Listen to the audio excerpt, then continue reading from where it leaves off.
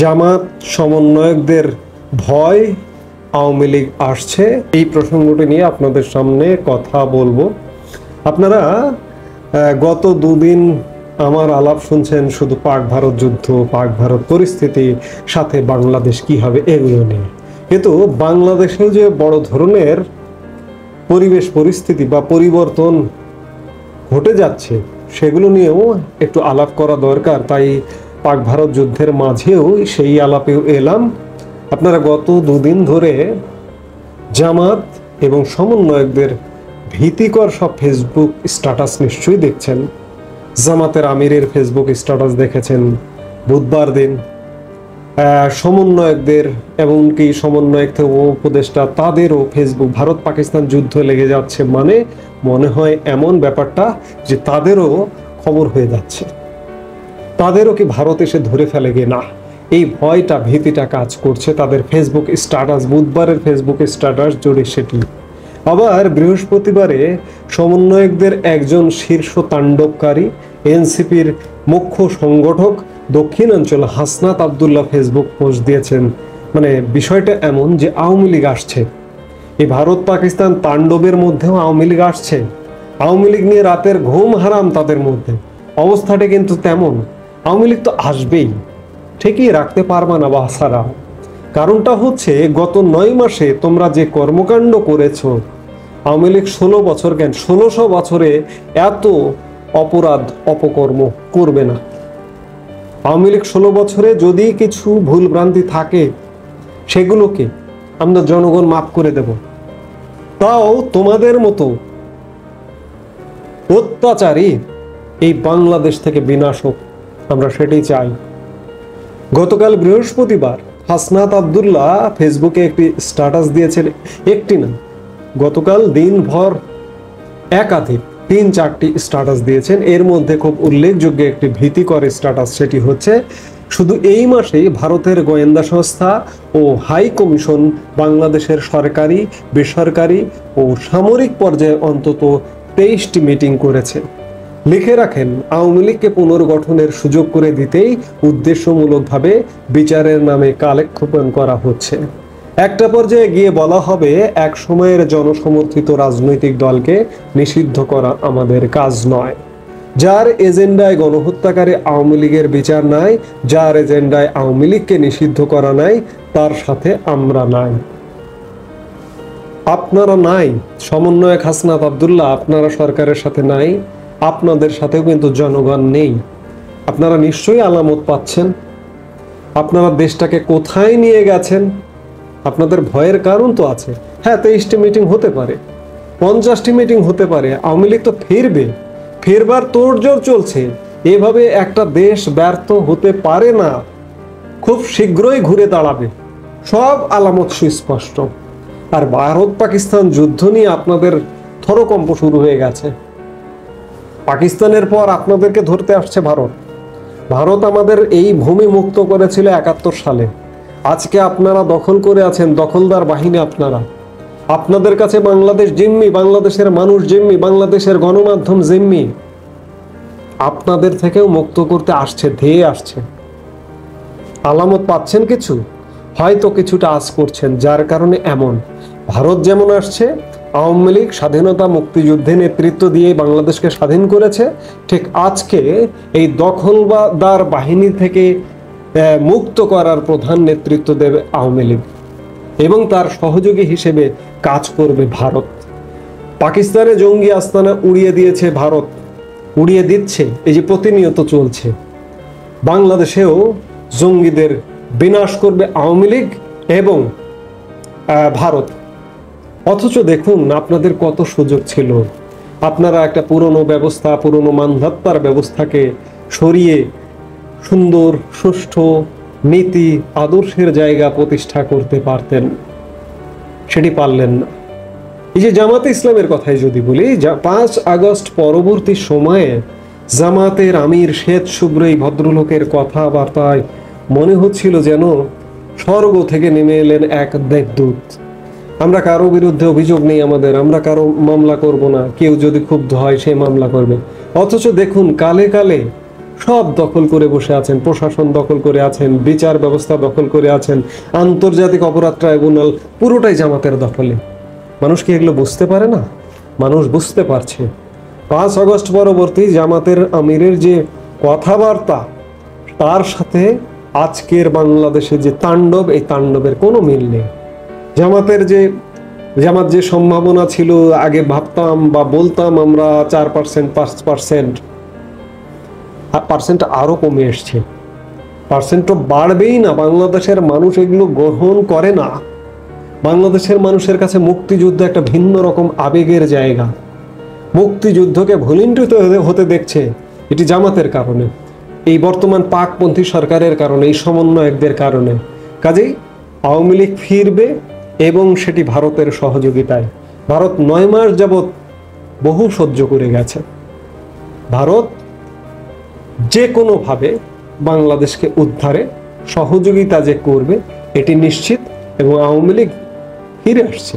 এই ফিরে আসারই এই যে হাসনাত যে কথাগুলো বলেছে, দফায় দফায় বৈঠক চলছে, ক্যান্টনমেন্টে বৈঠক চলছে, ক্যান্টনমেন্টের বাইরে বৈঠক চলছে।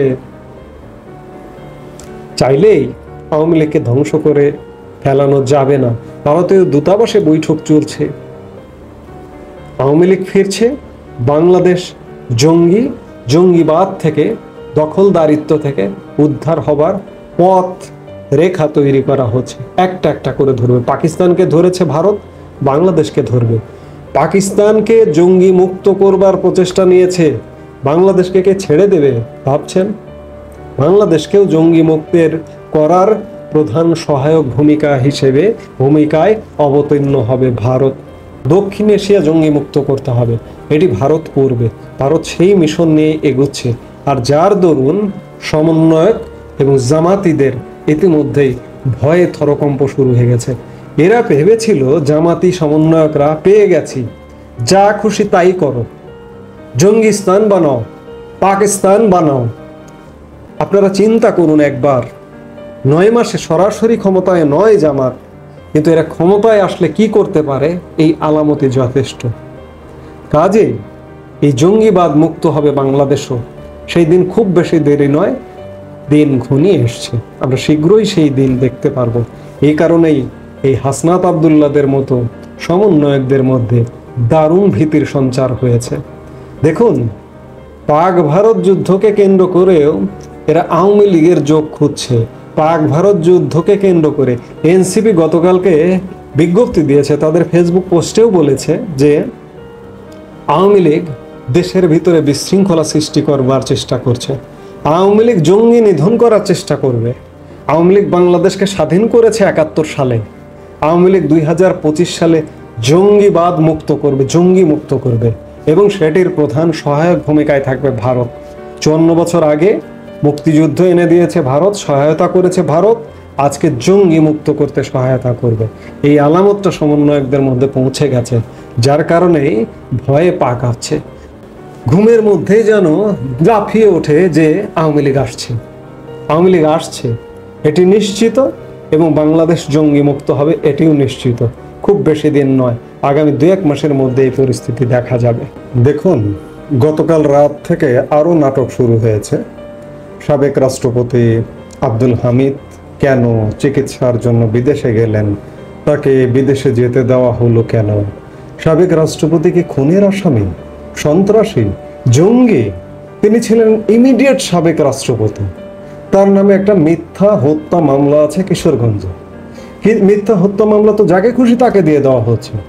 আবার গতকাল রাতভর তাণ্ডব চালিয়ে, একটা তাণ্ডবের পর পুলিশ বাংলাদেশের রাজনীতির সর্বদলীয়, সব দল মত নির্বিশেষে বাংলাদেশের রাজনীতির একজন পরিচ্ছন্ন রাজনীতিবিদ, নারায়ণগঞ্জ সিটি কর্পোরেশনের সাবেক মেয়র ডক্টর সেলিনা হায়াত আইভিকে সারা রাত পুলিশ অবরুদ্ধ রেখে আজকে সকালবেলা গ্রেপ্তার করেছে, এবং সারা রাত নারায়ণগঞ্জের জনগণ তাকে তার বাড়ি থেকে নিতে দেওয়া হয়নি। এদিকে এই যে হাসনাত আব্দুল্লাহরা গতকালকে প্রধান উপদেষ্টার বাসভবন যমুনার সামনে অবস্থান গ্রহণ করেছে আওয়ামী লীগ নিষিদ্ধের দাবিতে, হঠাৎ করে আওয়ামী লীগ নিষিদ্ধের দাবি, এত জোরালো দাবি কেন? এটিও তো সন্দেহজনক। একদিকে পাক ভারত যুদ্ধের আবহে এদের মধ্যে ভীতির সঞ্চার হয়েছে, আর একদিকে হঠাৎ করে আওয়ামী লীগ নিষিদ্ধ নিয়ে জনগণের দৃষ্টি এদিকে ফেরানোর পেছনে আরও কি কারণ থাকতে পারে? আরও যে কারণ থাকতে পারে সেটি হচ্ছে যে সূত্রের বরাত দিয়ে, বিশেষ করে ভারতীয় গণমাধ্যমের সূত্রের বরাত দিয়ে বলা হচ্ছে যে রাখাইনে সামরিক অভিযানে ঢাকায় 4 সদস্যের মার্কিন বিমান বাহিনীর একটা দল এসছে 8 মে, এবং এই দলটি মার্কিন যুক্তরাষ্ট্রের কার্গো বিমান, অস্ত্র ভর্তি কার্গো বিমান আসবার, গ্রহণ করবার, রিসিভ করবার জন্য এটি এসছে, এবং এই কার্গোগুলোর অস্ত্রগুলো রাখাইনে চলে যাবে মিয়ানমারের। জনগণ যাতে আওয়ামী লীগ নিয়ে জনগণের চোখ যাতে এই যে এদের আন্দোলন, এদের অবস্থানের দিকে থাকে, আর অন্যদিকে মার্কিন বাহিনী আসবে, মার্কিন কার্গো বিমান আসবে, সেগুলো অস্ত্র ভর্তি রাখাইনে চলে যাবে, জনগণ যাতে এগুলো না দেখে। এই জন্য হয়তোবা এই মুহূর্তে হঠাৎ করে আওয়ামী লীগ নিষিদ্ধের একটা ধোঁয়া তুলেছে, এমনটাও হতে পারে। অর্থাৎ সবকিছু মিলে এমন একটা নাটক, এমন একটা ষড়যন্ত্র চলছে। আমি অবাক হয়ে যাই, আওয়ামী লীগ নিষিদ্ধের দাবি করে কারা? যারা আজকে দেশ ধ্বংস করছে তারাই তো নিষিদ্ধ হবার দাবি ওঠা উচিত, এতদিনে দাবি ওঠা উচিত। তবে সেদিন আর খুব বেশি দূরে নেই যে এরাই নিষিদ্ধ, এবং আওয়ামী লীগ নিষিদ্ধের দাবি যারা করছে তারা সব, আপনি দেখবেন বিএনপি তো যায়নি এই আওয়ামী লীগ নিষিদ্ধের দাবি করতে। এই যে যমুনার সামনে জামাত থেকে এসছে, এরা কারা? এরা সব বাংলাদেশের স্বাধীনতা বিরোধী। এরা বাংলাদেশকে ভাগযোগ দিয়ে খেতে চায়, মার্কিন যুক্তরাষ্ট্রকেও প্রয়োজনে ভাগযোগ দিয়ে খেতে চায়। এরা তারা মধ্যপ্রাচ্যের বহু দেশ মার্কিন যুক্তরাষ্ট্রের জন্য সামরিক ঘাঁটি পেতে দিয়েছে, রেডি করেছে। এরা এই জামাত জঙ্গি গোষ্ঠী প্রয়োজনে মার্কিন যুক্তরাষ্ট্রকে এখানে বাংলাদেশের শেয়ার দেবে, তবুও এরা গেড়ে বসবে। বাংলাদেশের মানুষকে এগুলো বুঝতে হবে। সেই জায়গা থেকে আওয়ামী লীগ নিয়ে, দেশ নিয়ে একটা গভীর ষড়যন্ত্র হচ্ছে, এবং ষড়যন্ত্র তারা করছে আবার আর একদিকে ভয়ে ভীত সন্ত্রস্ত, বিশেষ করে পাক ভারত যুদ্ধ নিয়ে। কারণ পাকিস্তানের জঙ্গি দমন করবার একটা ইনিশিয়েটিভের মধ্যে আছে ভারত, কিন্তু বাংলাদেশের স্বয়ং শাসন ক্ষমতায় জঙ্গি গোষ্ঠী বসে গেছে। এটাকে কি ভারত ছেড়ে দেবে? ছেড়ে দেবে না। আমি বারবার বলছি ভারতের কথা, বারবার বলবো, কারণ ভারত না হলে আমার 71-এর স্বাধীনতা হতো না, আজকেও হয়তো আমি পাকিস্তানি থাকতাম কিংবা ভিন্ন কিছু করতে পারতো। সেই জায়গা থেকে আজকে 2025-এর মুক্তিও ভারতের মাধ্যমে অর্জিত হবে। এই মুহূর্তে এ পর্যন্তই। সবাই ভালো থাকুন।